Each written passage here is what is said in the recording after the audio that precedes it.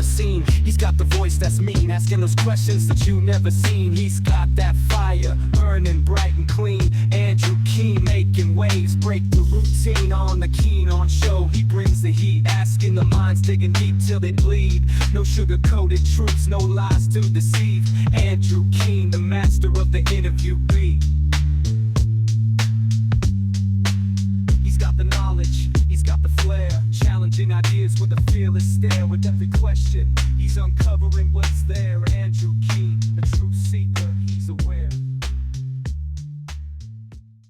Hello, everybody. We live, as you don't need me to tell you this, in rather odd times. A time of perhaps what the Los Angeles Times calls a failure to launch. Young people are having less sex, what we took for granted. Young people liking sex and doing more and more of it, which came out of the 1960s, seem to be less and less true. All the studies prove it. The Guardian tells us that US single people under 50 are having less sex since Roe was overturned. One wonders whether there's a connection there. The health research, doctors' research says the same thing. Americans are having less sex than ever. I'm not sure whether that means there's less intimacy, though. My guest today, Spencer Kornhaber, he's not a doctor, he's not an expert on sex, but he is a cultural expert. He writes a wonderful column on music and culture at The Atlantic, and he had a fascinating new piece out recently entitled The New Sound of Sexual Frustration. It was about Billie Eilish's new album, but it spoke, I think, generationally to a generation of teens posting songs online, a generation defined by their desires and anxieties in their headphone-encased bedroom, secluded generation. He has this wonderful phrase. He talks about a carnally confused generation, and I'm thrilled that Spencer is joining us from Brooklyn. Perhaps, Spencer, is Brooklyn the heart of our new carnally confused generation? I think that Brooklyn hasn't quite been overrun with the generation we're talking about, but it's getting there, so it might soon be. So I love that phrase. As I said to you when I pitched you for an interview, you should entitle your new book that. You already have a wonderful collection of essays from The Atlantic called On Divas. Might be a nice follow-up. What do you mean, Spencer, by a carnally confused generation? And how does it come out in the music, not just of Billie Eilish, but of Taylor Swift and many other artists? Yeah, well, as you've shown with that great intro, the studies all say that young people are having less sex than their elders did at the same age. But I don't think that means that they are thinking about sex less or that they are any less exposed to desire or less in touch with what they want. It's, in fact, you can make the case that they're exposed to more sex than any generation before them. This is a generation that grew up with access to porn and that has embraced things like identifying as queer at rates that have never been seen before. So people seem to be exploring who they are, thinking about what they want more than ever, and talking about it more openly. But it clearly isn't translating into a whole lot of action. And so I've noticed in a lot of different places across popular culture, particularly in popular music, this sort of mood of longing, frustration, malaise, really. A lot of these topics that people like Billie Eilish are singing about are kind of universal and are a timeless subject for music. Popular music, rock music. So much of it has been about longing, desire, right? Like not getting what you want, can't get no satisfaction. But there's something about this moment that's coming out in the music where it feels a lot more depressive, resigned, kind of anxious. There's a real feeling of futility and even stasis in the music of someone like Billie. I'm a big fan of Billie's, and part of what's so interesting and cool about her is that she's capturing a mood that I don't think has been at the center of music for a pop star like her before. She makes me think about people, alternative lineage of music, going back through New Wave, Depeche Mode, Nine Inch Nails, Portishead, this kind of like goth alternative tradition. But she's really made it the center of what she does. And what she does is be one of the most successful, famous, and popular people on the planet. And so I think that's all playing into, that all kind of reflects this generational moment. Yeah, it's a fascinating generational moment. And I'm sure you didn't come up with this title for your Atlantic piece, The New Sound of Sexual Frustration. But it isn't, Spencer, would it be fair to say it's not really sexual frustration in the conventional 1950s context of which rock and roll was born, of young people, young men in particular, sitting in their bedrooms and thinking of girls, and then this explosion of rock and roll and sex in the 1960s. In an odd way, it's the end of this narrative, isn't it? I think that's an interesting way to think about it, for sure. Yeah, I mean, the idea of the teenage musician or the young adult musician kind of growing out of their bedroom is kind of like an old and classic idea. But in this case, there's like a physical reality to it. It was not always possible to make music recordings like this of the kind of intricacy and production required from your bedroom until the past 10-20 years. Technology has made it so that someone like Billie Eilish can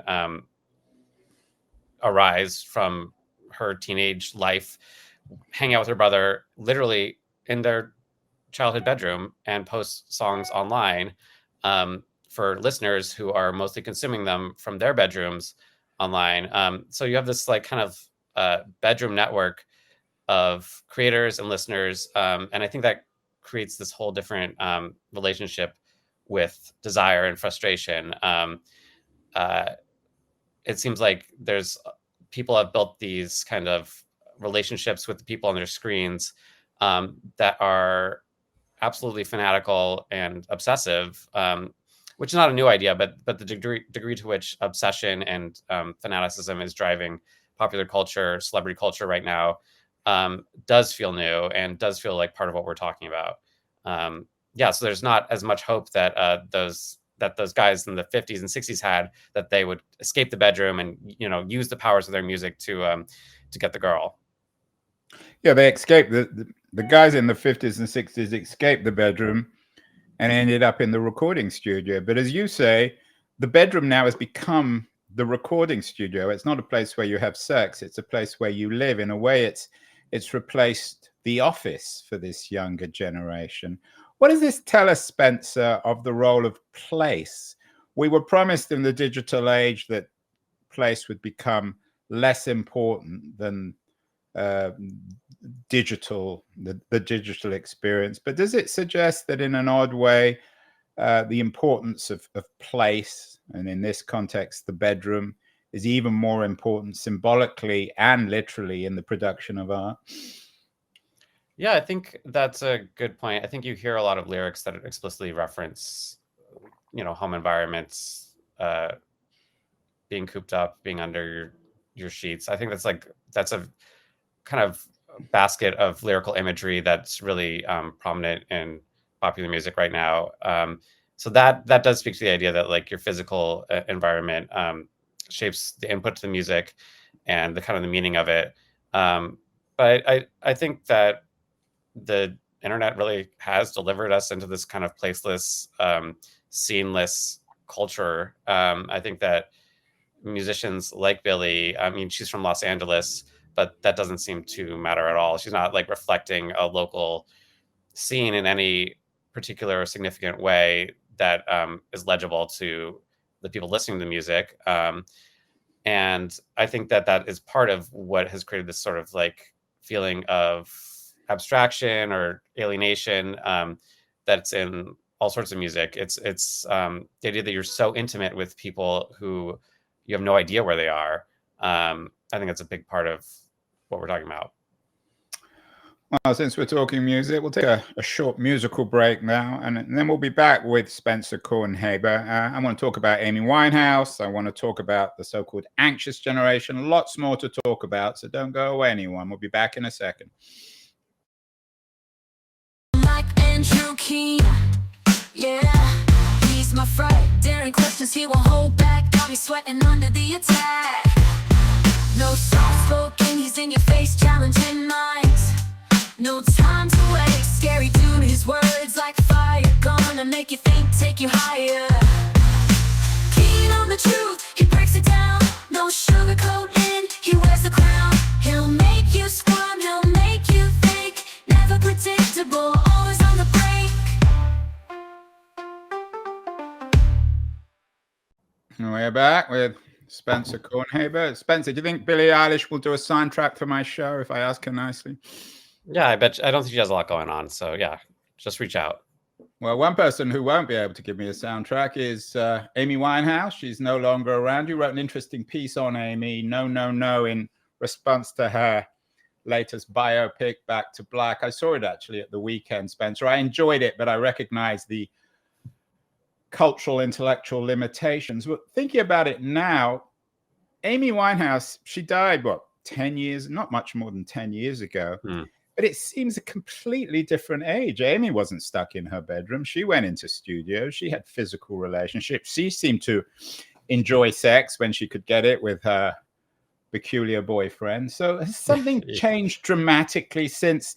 People talk about 2012 when everything changed. How do you historicize this? Yeah, I mean, it's interesting to think about her in the context of this conversation. You know, that movie makes very clear that, yeah, she was out and about in the world, but at the end of her life, she wasn't. She was really became a shut-in and was living in her bedroom with that boyfriend for a while, hiding out from paparazzi and doing drugs, you know, kind of fate that doesn't seem like it would have a lot to do with the younger generation, but this anxiety of being seen, of this feeling of feeling trapped, of the idea that if you go outside, you are going to be on camera, you're going to have to perform. You know, that's something that famous musicians have made the subject of their art after they become famous for a long time. But I think in this era, there's like a new kind of relatability to that struggle. You know, Billy's last album was all about feeling trapped by fame. You know, that's kind of the entire substance of the music of Drake. Also, Taylor Swift sings about that a lot.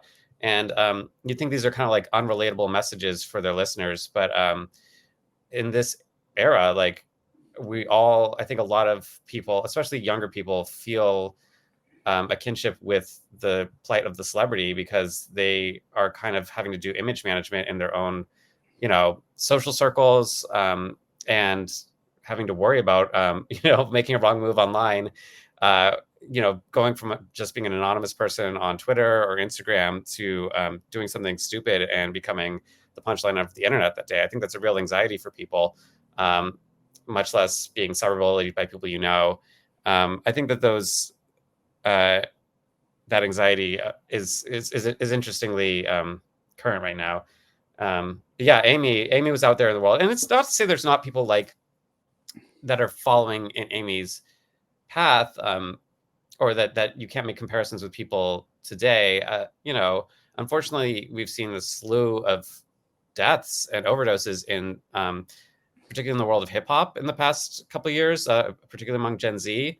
And there's this impression that's being created that for people who really do go out in the world and, you know, party and do drugs and, you know, pick fights, there are real moral consequences. And we're all sitting at home online and reading these stories, especially the younger fans of these musicians. And I can't imagine it helps with their anxiety to know that, you know, their favorite rapper was, you know, died because of they were too much in the world. Yeah. You've used the A word several times, Spencer. Anxiety. Jonathan Haidt has a best-selling, remarkably successful new book. He's caught the zeitgeist as much as Amy Winehouse did, and perhaps Billie Eilish has right now. The Anxious Generation. How is this all bound up? Haidt claims to be a social scientist. I'm somewhat suspicious, but he connects all this with the rise of mental illness and anxiety prevalence. How do you interpret it in terms of chicken and egg? What comes first? This disinterest in sex, this odd abstinence, and on the other hand, embrace of eroticism, and on the other hand, the rise of mental illness? Are they all so kind of complicatedly tangled up together that they're hard to separate? Yeah, I mean, I'm not a social scientist either, but my personal feeling, my suspicion is just that we've created the greatest entertainment machine ever built and put it in the pockets of everyone, basically everyone on Earth. And that machine is so enchanting that it eats into our ability or desire to be separate from it, to be doing things that aren't focused on it. And so that will both have, maybe the chemical effect. I sort of do believe, these sort of medical theories about, dopamine fatigue. But I think even setting aside the question of the medical side of it, it's just literally a fact that there is this new force in our lives that is kind of beckoning us not to go out and go for a run, go hang out with our friends, go apply for that job. It's just, there really is a very powerful new distraction machine. And it is, you can comfort yourself by comparing it to previous innovations in entertainment. People thought that the printed book would, the printing press would spell the end of, all of human civilization, because people would be too bound up and excited about reading. There's this scare every generation, but the statistics and also the cultural output really does speak to the notion that something different is going on right now. And yeah, I kind of buy into a lot of this panic, honestly. Oh, you do? So you agree? Yeah. Well, I mean, Haidt also writes for The Atlantic. So you agree with the thesis in his book? I haven't read his book. And yeah, I don't think you know. have to have read it to know his thesis, though. Yeah, I mean, I think the basic idea, which I don't, I think is broadly shared. I do buy into that, the idea that phones are screwing up with, and it's not just kids' heads. I think we all feel it. I think that maybe one critique that I think is real of this panic around young people's phone use is, I think that it's, I see older people older than me who have just as disordered, if not worse, relationships with technology in their phones. That is making them, I think, anxious and scared of the world. I think that's a very real phenomenon across age brackets. But Billie sings on this album about being scared to leave the house and being in love with someone else who's scared to leave the house, and kind of recognizing this sort of mutual problem that they both have, seeing their shared damage. And I think there's a feeling that she's both like kind of allured by the fact that she relates to this person so much, but it ends up being this kind of ungulfable thing. She sings about it in the very last song, which is sort of like a dark, like finale to this story that she's telling across the album of being in love with someone and then falling out of love with someone and not being able to make it work.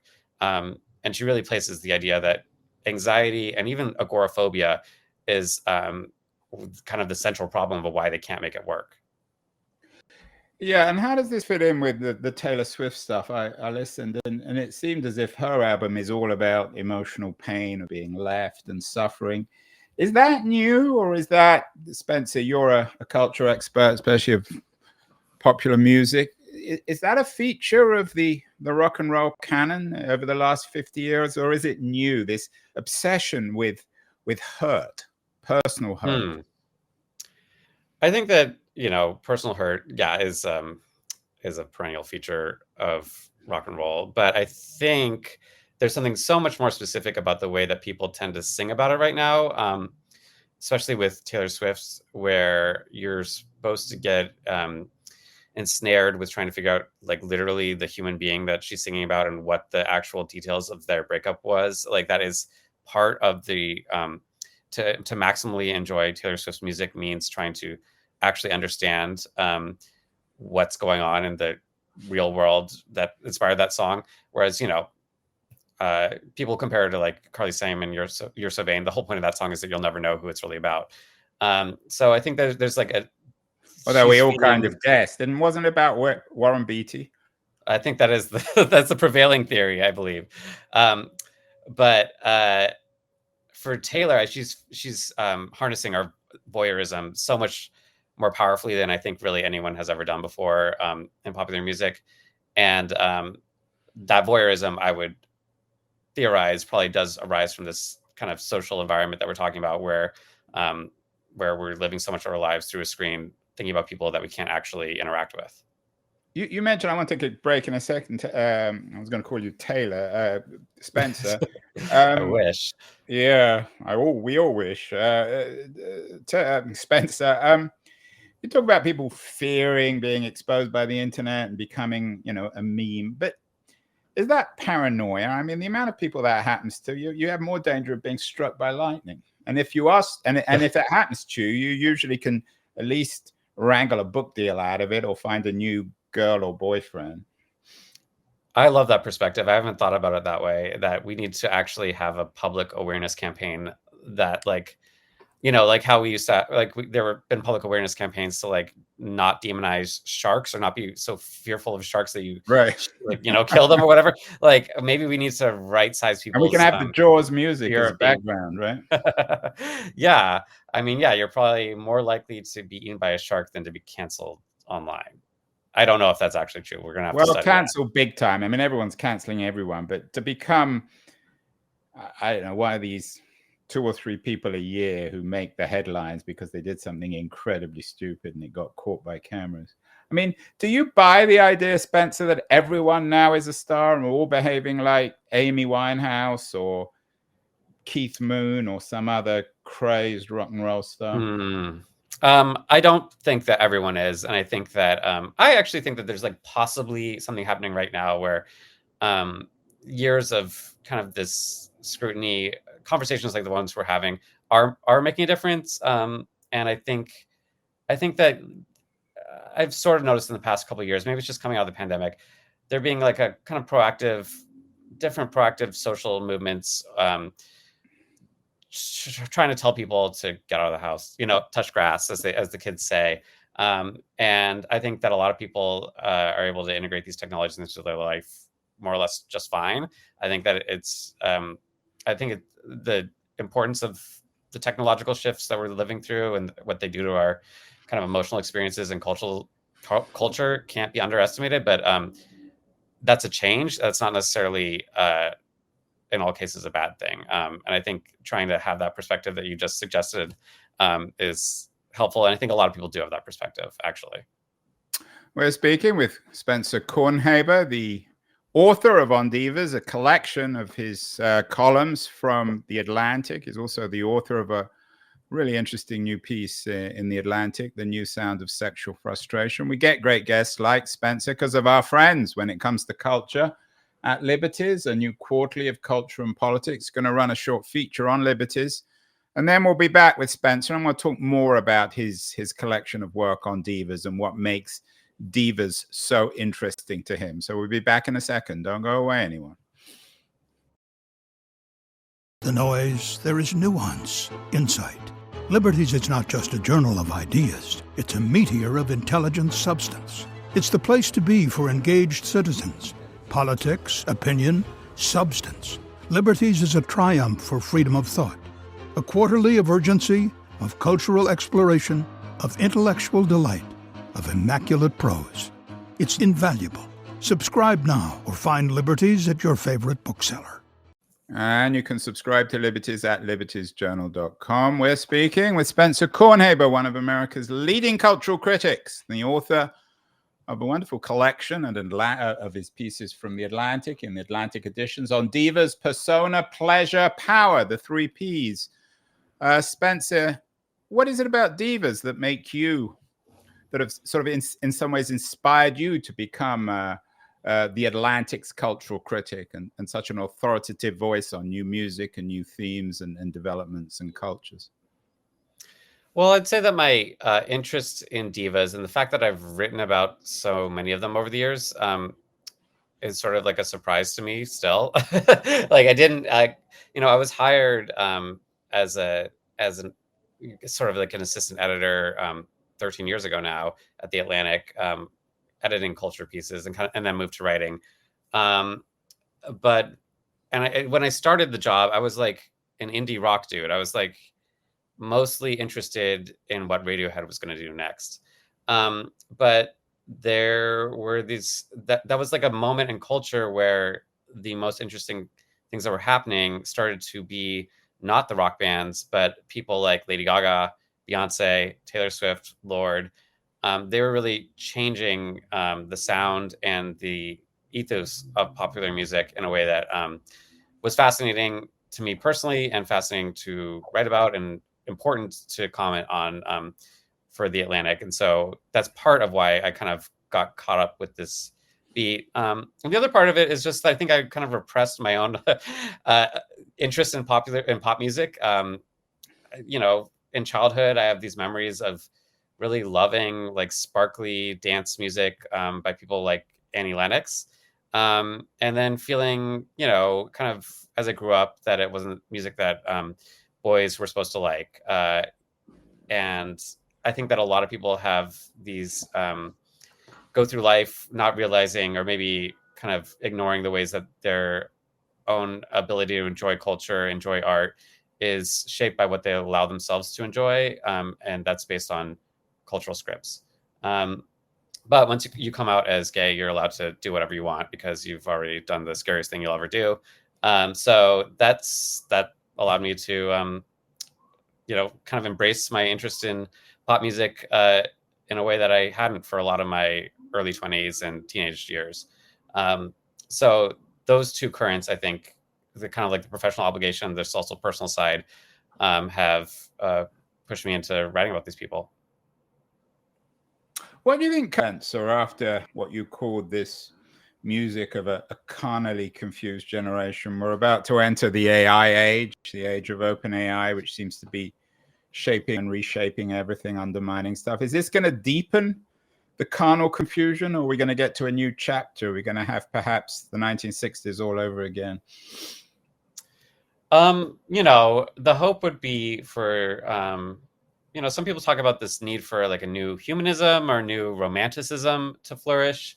And I like, and that would entail people making a conscious effort to make art that centers their own humanity and advocates for the things that only human beings can do and think. I think that's happening already. I think that's what art is. And I think that the best hope we have for the arts is that that they are going to continue to capture reality and capture the reality that's being changed by things like AI in a way that will speak to audiences. That will speak to like the feelings of the culture, that will answer the questions that we all have as we live through this kind of strange next chapter. AI is not going to, I imagine, not going to be making music and art that will help us think through and contextualize our own lives in relation to it. AI imitates what humans have already done. It has not shown a great capacity for creative innovation, and it sort of seems to me antithetical to the idea of it, though maybe I don't really understand it well enough. So I think that like art will continue to have this role of helping us make sense of the world we live in and really give purpose and dignity to this time that can seem very dehumanizing and isolating. That said, I really do fear the commercial ramifications of things like AI. I think that it seems very likely that it's going to incentivize the big institutions that kind of shape our society to invest in things that aren't people being creative and rather are just machines making junk to create background music or whatever. That's a real fear, and we should have like I think that we need to have like a political and economic reckoning around what's about to happen. But culturally, I still have faith that humans will continue to make interesting music about the times we live in, including things like Billie Eilish making music about being horny in her bedroom or whatever. Yeah, I mean, you do a lot of listening. You're a professional listener. I think in your piece on Billie Eilish, you note that you'd listened to it many, many times. Are we close to a time, Spencer, where perhaps not so much for professional listeners like you, but for most people, we won't be able to distinguish between human-created music and AI-created music? Or is that boundary already so blurred that it's the wrong way of thinking of it? I think that there's certain kinds of music and certain ways of listening to music that AI will be able to fool us about, and there's not even fool us. Like we maybe don't really care, like what your if your soundtrack for the gym to get you running really fast. Do you're listening to a certain kind of music for that? Do you need it to be made by a human being? Maybe people will just decide they don't. I mean, they just need the beats, and the beats can be made by AI, and they already are.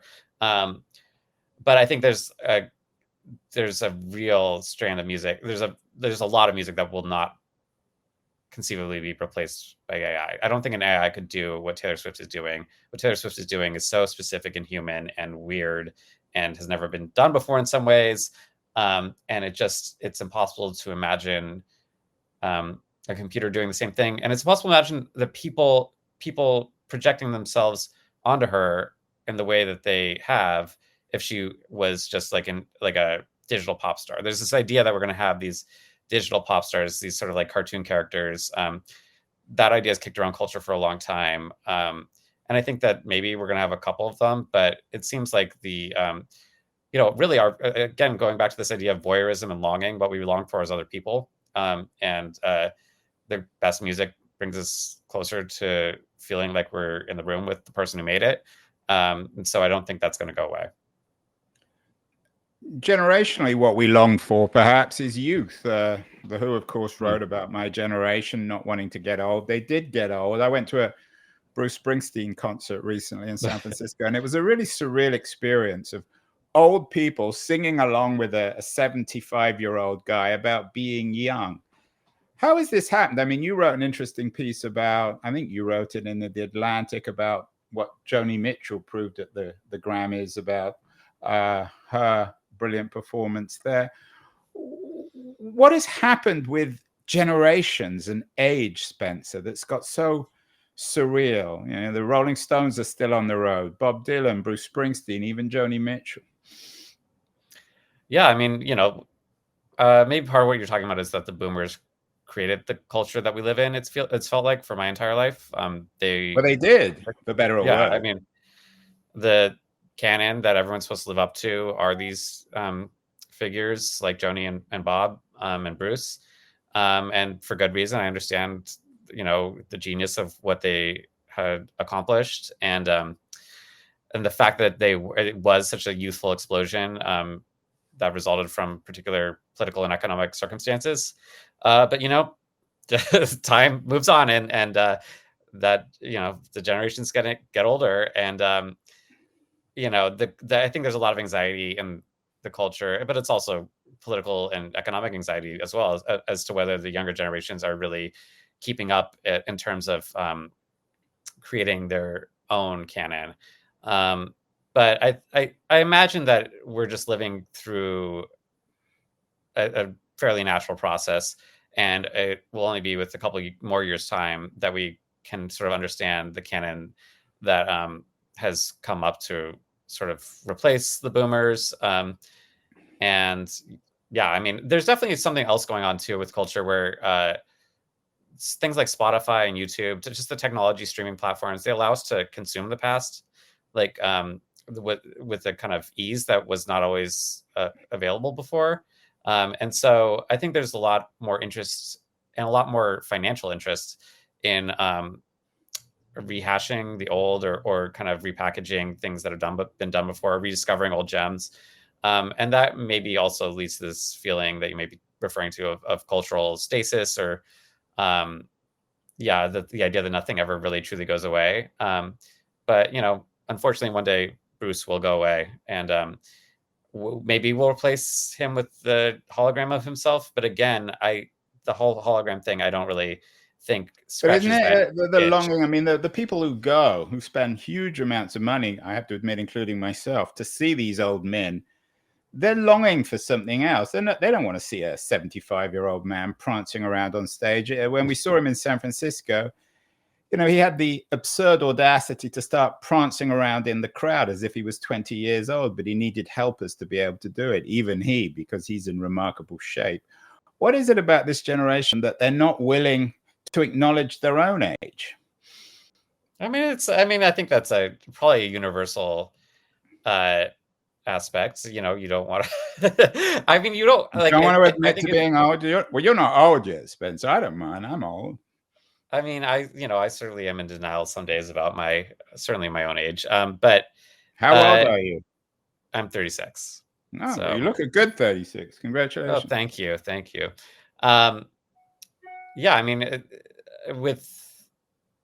that's also part of the particular boomer mythology and the culture that the boomers created. It's that it was a youth culture and was formed by people breaking with the generation above them at a very early age in a very spectacular way, and creating all these new things. So it makes sense that particular cultural wave would be not particularly interested in evolving or embracing old age. But then again, I don't know how unique that is.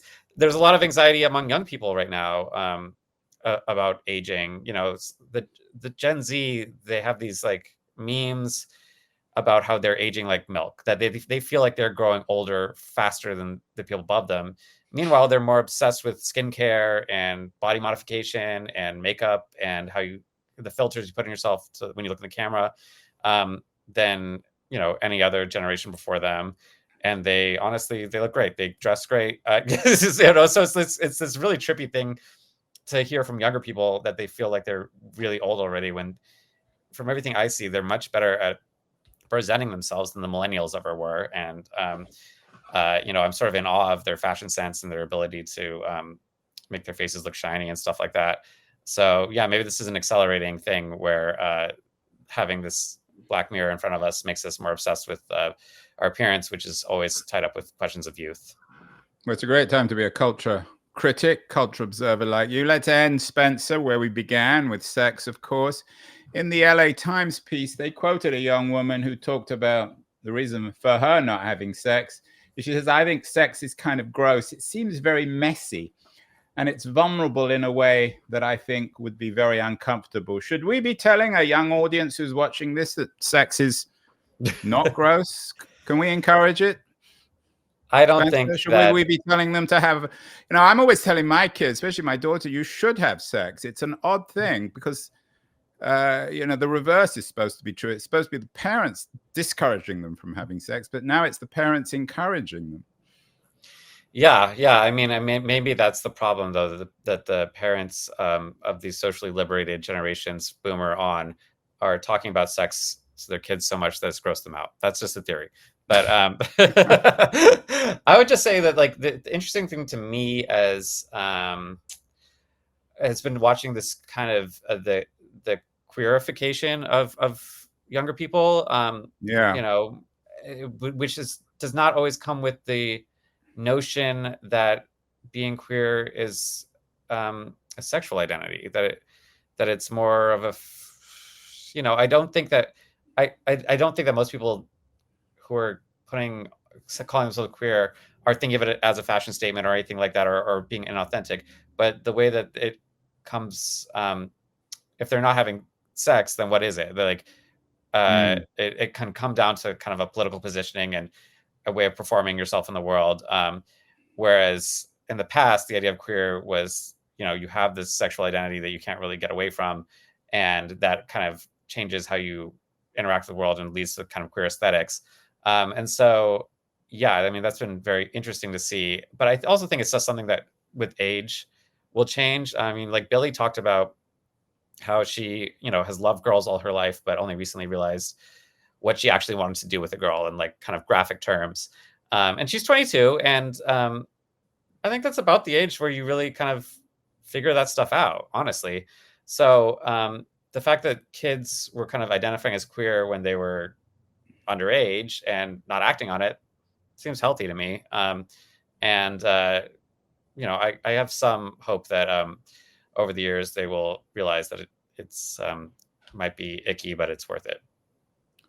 Well, in other words, don't worry, everyone. If you're young and you don't like sex, when you get older, it'll become more fun. Thank you so much, Spencer Kornhaber. Wonderful interview. And I'm expecting your next book to be called The Carnally Confused Generation. All right, I'll give you a shout out of that.